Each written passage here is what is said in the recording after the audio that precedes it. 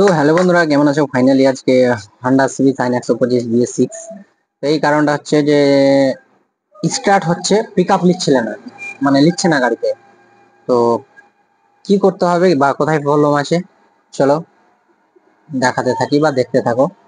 তো এই চাবিটা অন করলাম, এবার সিম্পলি একবার স্টার্ট দিব, কিন্তু স্টার্ট হবে না। স্টার্ট হলে তো অলরেডি লাইট জ্বলবে, যেহেতু সুইচ কাটানো আছে। তো যাই হোক, মানে ভিডিও সাউন্ড কোয়ালিটিটা হচ্ছে না দূর থেকে। তো স্টার্ট করলাম, কিন্তু স্টার্টে পিক আপ নিচ্ছে না। এখন এখানে মানে ব্যাটারিটা আছে, ব্যাটারিটা প্যানেল খুলে দেখে নিব ব্যাটারিটা কত। অ্যাকচুয়ালি চার্জ কম আছে, কম্প্রেসার যেটা মোটর হয় সেটা কিন্তু ফুল মানে ওভার কম করছে। তো এখানে ফুল পাম্পের মানে ব্যাটারিটা একটু চার্জ কম আছে, ওই জন্য আগে দেখে নিলাম এখানে। তো এখানে ফুল পাম্প মানে অ্যাকচুয়ালি কি গাড়িতে জল ঢুকে গেছে, বা সাইন এসপিতে এখানে কিন্তু খোলার অপশন নেই। পাইপ ডাইরেক্ট মানে ট্যাঙ্কি থেকে ফুল পাম্পে ডাইরেক্ট তেল আসে। তো পাইপটা থেকে দেখে নেব, এখান থেকে লক গুলো খুলে নেব। লকটা খুলে নেওয়ার পরে কিন্তু অলরেডি দুটা পাইপ থাকে, এক মোটাটা এক পাতলাটা।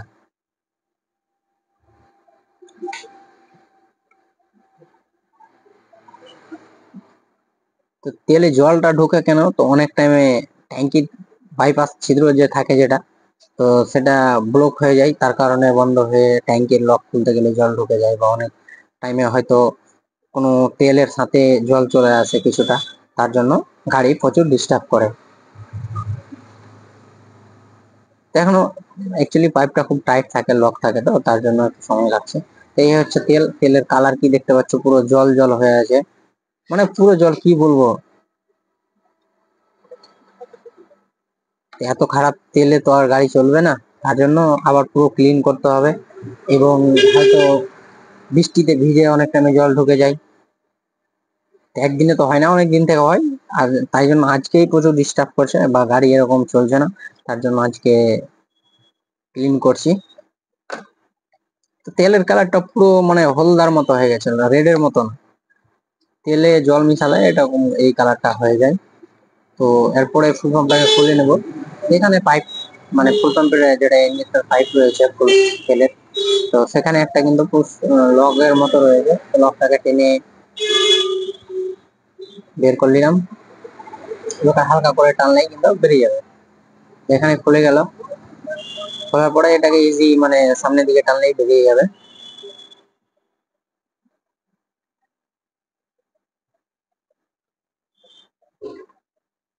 ওখানে একটা জ্যাক রয়েছে 3 ওয়্যার ফুল পাম্পের, তো ওই জ্যাকটা খুলে নিচ্ছি।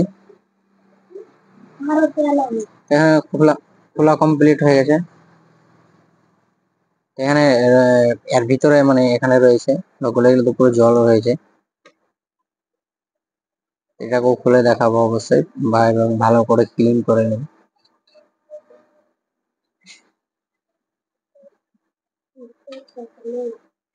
তো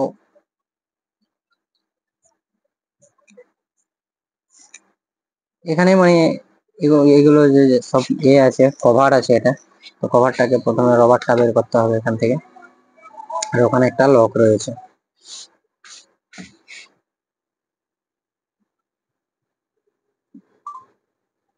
তো এই রবারটা টেনে নিতে হবে, এই রবারটা না টানলে আবার কিন্তু খুলবে না।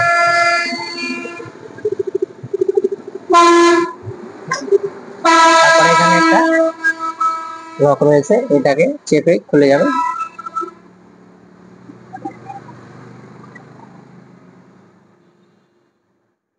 তারপরে ওই সাইডে রয়েছে মোটর, এই সাইডে রয়েছে, আর এখন যেটা খুলছি এটা রয়েছে মানে তেল ফিল্টার, যেটাকে বলে মানে তেল ফিল্টার করে পেট্রোলকে।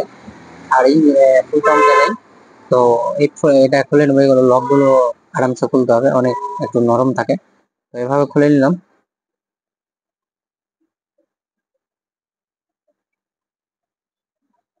অনেক টাইমে গাড়ি মানে প্রচুর হিচকি মারে, চলতে চলতে হিচকি মারে, তার কারণে এগুলো 1 বছর 1.5 বছর পর পর ক্লিন করতে হয়। বিশেষ করে হন্ডা সি সাইন এসপি এগুলো তো বেশি, আদার্স কোম্পানি গাড়িগুলো কম। কেন এই গাড়িতে এই কোম্পানিতে এই সিস্টেম আছে, তো ফিল্টারও প্রচুর নোংরা হয়ে আছে, তো পুরো ঝেড়ে ঝেড়ে ওয়াশ করে নেব। এই যে গেল প্রচুর কাঁচা, ওটাই তেলে আবার ওয়াশ করে ভালো করে।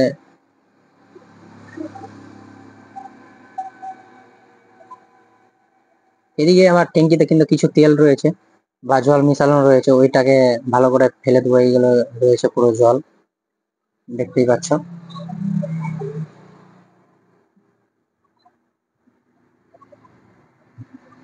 কিন্তু পুরাতন তেল থাকলে আবার ডিস্টার্ব মারবে, তার জন্য ভালো করে ফেলে দিলাম। আর এখানে আবার তো ওয়াশ করা কমপ্লিট, এবার ফিট করে নেব।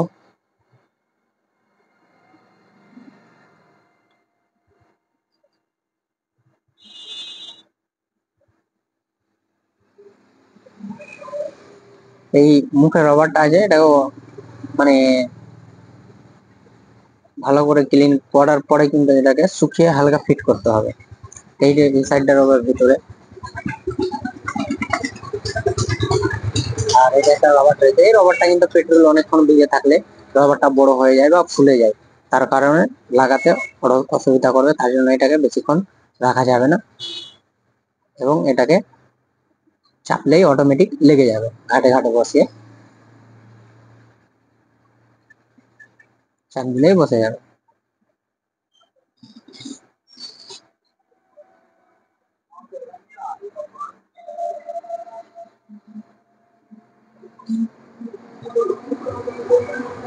এবার ফিট করে নেব, এখানে ফিট করে নেব।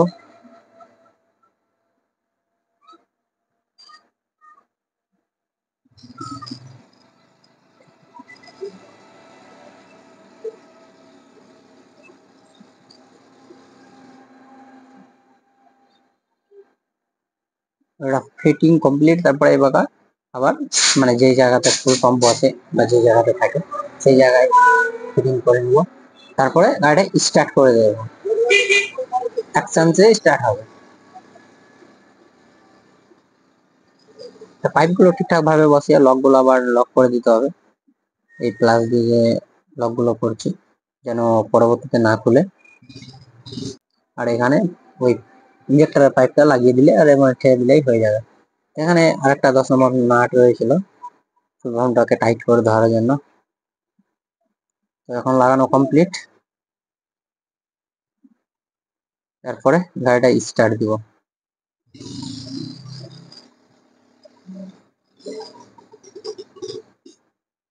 তো ব্যাটারিটা আমি ওটা এখানে চেঞ্জ করে দিয়েছিলাম, এখন নতুন ব্যাটারি বর্তমানে লাগা আছে। তো এই ব্যাটারিটা ফুল প্রেসার মারতে হবে পাম্পে, তারপরে হয়তো সব কিছু বেরিয়ে যাবে। বেরোনোর কারণেই কিন্তু এবার স্টার্টটা হয়ে যাবে।